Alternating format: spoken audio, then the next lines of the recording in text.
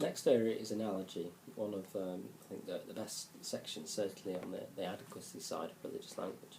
Now analogy is mainly associated with Thomas Aquinas, and he writes about this in the Summa Theologica like everything else. Now in the Summa Theologica, what Aquinas says is firstly is support of the apophatic way, so the via negativa, effectively recognising that we cannot use positive language about God, and ultimately he concludes that language is inadequate.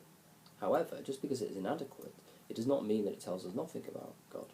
So, he says that there are various different types of language which are better than others, but ultimately all of them are inadequate. Now, what he effectively says with his analogy is that we can talk about God, but not in a literal sense, and he calls this the via eminentia. Now, the via eminentia is the idea of the way of the eminence. So, by starting again with the positive language, but by negating it, we can in some way get a partial understanding of God, a higher understanding of God. And what we do is that we take something that we understand and we use that as our comparison, so the analogy.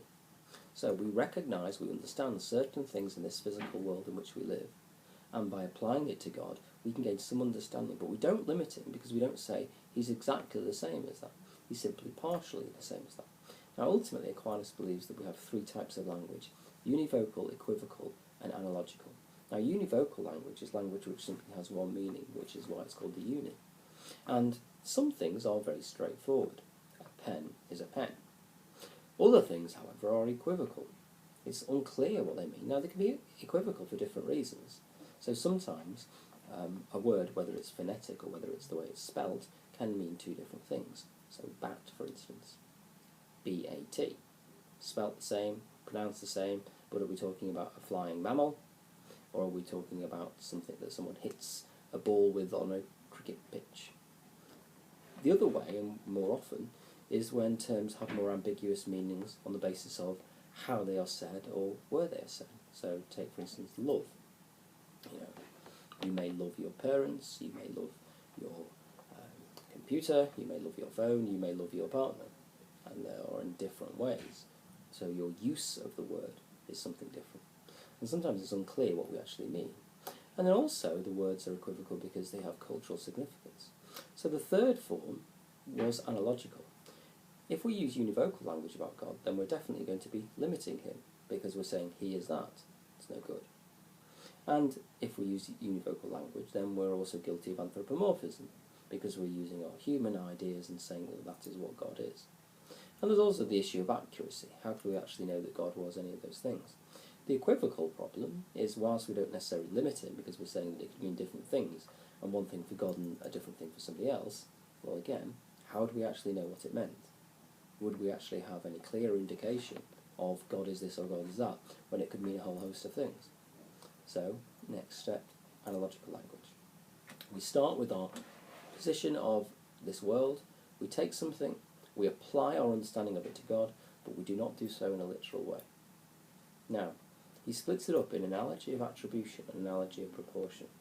Now, the analogy of attribution works that the reason that we can make the analogy and the reason that it improves the accuracy of the analogy is because we are all attributes of God, because this is part of God's creation. So this version is, for want of a better word, a form of natural theology, because effectively it's saying is that we can know God through his creation.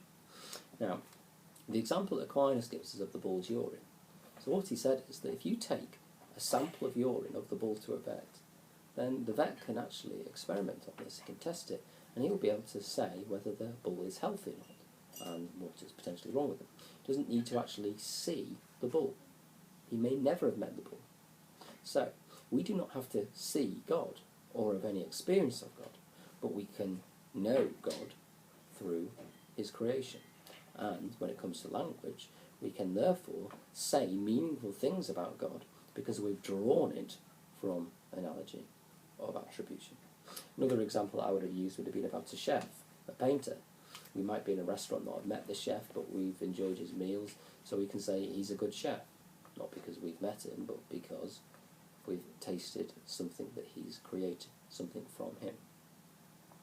Analogy of proportion works in a slightly different way. Analogy of proportion is more about helping us how to use it, because analogical language is still equivocal in nature. It can still mean different things. So by using the proportion method, it helps us clarify how we're doing it. So, for instance, analogy of proportion, we could say that God is loving. Now, we have an understanding, a human understanding of loving. So it wouldn't be appropriate to simply say, well, it's the same as it. But we can say so proportionately. So we could say that God is perfectly loving. God is infinitely loving. Because it is proportionate to his nature in the way that it is proportionate to our nature. So, for instance, sometimes we make allowances. There might be a particular person in your class or that you're aware of who you don't think is particularly sensitive. And sometimes when they do something which is quite a sensitive, caring thing, you might think, wow, they're being really sensitive and really caring. But what you're doing so is proportionate to their nature as opposed to proportionate to the rest of the class or the rest of the world, for that matter. Now, ultimately with proportion, the example I often use is with the house. So, for instance, someone is tall, Rob Jones is tall, a bungalow is small. However, a bungalow is taller than Rob Jones because we use the word proportionally so. So, when we are using analogy, proportion, if we apply this to God, it helps us with our accuracy, but it still doesn't tie God down, because we're not saying God is that or he's not that. Now, criticisms. Well, one of the main criticisms in the analogy of attribution comes from the idea of it being quite selective. So if we're going to say, well, yes, we can say God is loving because we are experiencing love in the world, or we are loving creatures, well, why do we not also say this about the negative? So, God is evil because of the evil in the world, or God is hateful because of the hate in the world. We only generally use it for the positive terms. That's generally the only criticism. The second criticism you could possibly make is that you're still potentially limiting God, even doing it in a lesser way. And that's analogy from Aquinas. Just in case you don't watch the next video though, you also need Ian Ramsey, which will come next.